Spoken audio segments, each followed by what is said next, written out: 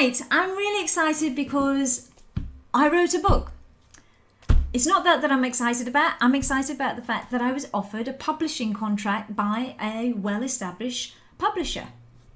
And the book is called Wise Me Up to Cold Calling. As I know more, I will share it with you. But today I just wanted to share with you something else, because as part of the publishing process, the production team asked me to write a page about the author, i.e. about me. And they also said that it should be reflective of the way you think, so people can get an insight into your approach to the subject and the contents of the book. So I thought, okay, that sounds a little bit like company values that you have. So aside from the usual sort of intro to me, the little blurb, I thought, I know what I'll do, I'll write some values. And then I thought, I probably need to go away and think about this really, really properly, because I have to think about me, who I am, what drives me. And as an NLP practitioner, I have to go take it right back to my beliefs and my values. So I needed to establish what my values are. And I've done I've researched, thought, brainstormed, looked back on my life, looked for the consistent threads and my behaviors and my reactions, etc. And I came up with my own values, my personal values. I'm quite proud of them actually, because they really do say a lot about me. And I want to share them with you because I think they're really positive, but more importantly, as I said, it reflects me. And I also think that it's a good exercise. It's such a good exercise to do. It's almost so therapeutic, but it's really good because it makes you look at yourself, and it's motivational. I found it really motivational.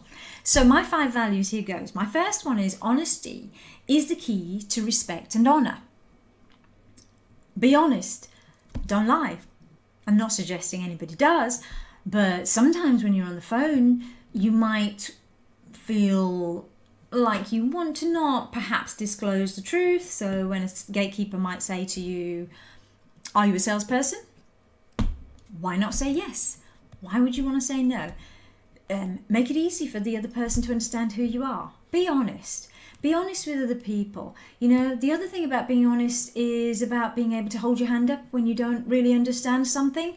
It's about being able to say, sorry, can you explain that to me? I didn't quite get it. Or, what does that word mean? Now, I've done that a lot in my life, and I actually think it's really helped me to learn a lot. It's expanded my vocabulary, it's expanded my knowledge of industry, it's expanded my knowledge of business. It's really helped me in my sales career, on the phone, face to face, or any other way you can think of. It's been really, really helpful. So honesty is really important, but not just with other people. I also think you've got to be honest with yourself. Perhaps one of the hardest things to do is look in the mirror and go, you don't know, or you need to go and do, or you're not very good at. And I think you have to kind of really be honest with yourself, because it starts with yourself. If you can't be honest with what you need to learn and what you need to develop, then how do you grow? How do you develop? How do you engage? How do you embrace? Pretty difficult, right? So my second value is optimism is the key to progress. You've got to believe that things can be done. And one of the things that I really, really don't like is when you give somebody an idea, or you share an idea with somebody, and the first thing they do is tell you why it can't be done. It's almost like you can visualize barrier, barrier, barrier, barrier. And you kind of think, why did I tell this person? Completely deflated me. It's not really the way to go about things, I don't think. I'm a real believer in, okay, if I want to do something, I'm going to find a way.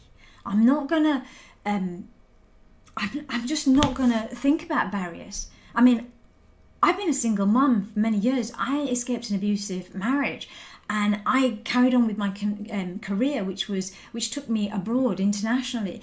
But I was a single mum, and I continued to bring my child up on my own for 7 years doing this. So I juggled work, I juggled home, I juggled my son. I did that because I knew there was a way. I didn't have any financial support. I didn't have any childcare support. I simply found a way. I didn't say, I can't do this or this can't be done. I need to go and get benefits. What I said was, I have a son. I have a home to run. I have a job. Let me sit down and work out how I'm going to make sure that I achieve all of these things and continue being successful in everything.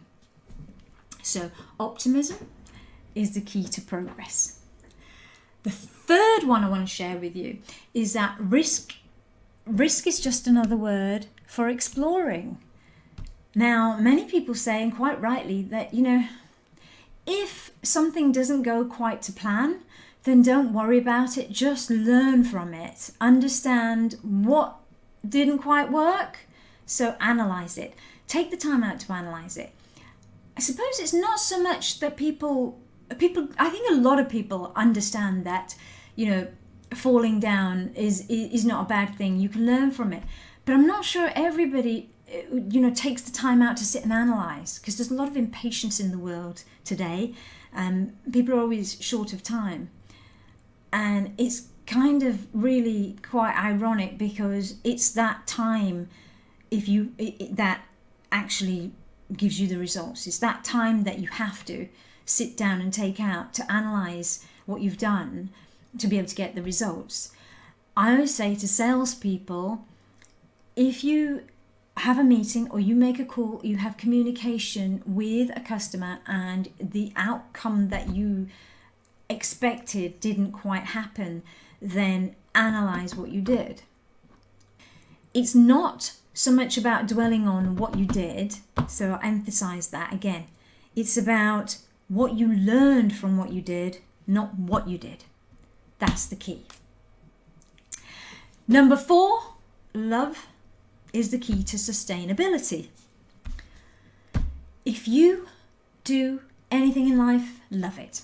I have always said to my son, through his childhood and in his current teenagers, I always say to him, honey, whatever you choose to do, I don't mind, but just make sure you love it. Love it enough to stick at it. Love it enough to want to do it better and better and better and keep on doing it. Because if you don't love it, you're not going to be able to sustain it.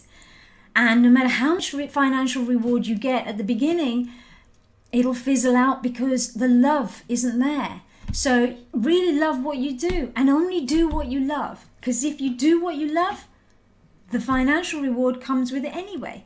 And success is not just measured by financial rewards. I'm sure some of you will agree, where, it's not just finances, it's other things like your status, it's your feel-good factor, it's, all the other things around that, what you can achieve in terms of love and security and all the things that, make up the motivators in life.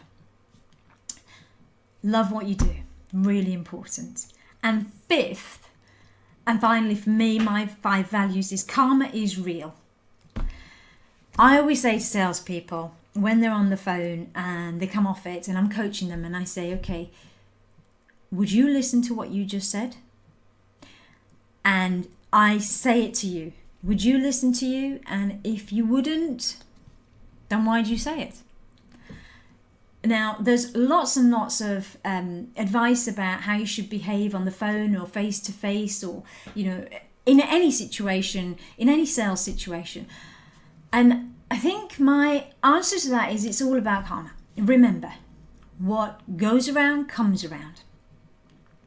And what goes around comes around is what keeps my conscience to a level where I'm always thinking, in my conscience, I'm always thinking, I've got to do right by this person, because if I don't do right by this person, something will, similar will happen to me, which isn't right for me. So I want to do right by this person. And everybody I come across, I always want to do right by them. And in sales situations, this is the reason why I've always been successful in maintaining really good relationships with people, because I am ethical. I'm ethical. I'm morally fair, and I'm all of these things because I don't want somebody to be treated in any other way than I would want to be treated myself. because what goes around comes around. So just a little note for people who don't take cold calls. If you're in sales and you expect your sales team to take cold calls, just have another think. So those are my 5 values. Go and explore yours. See if it helps. Take care.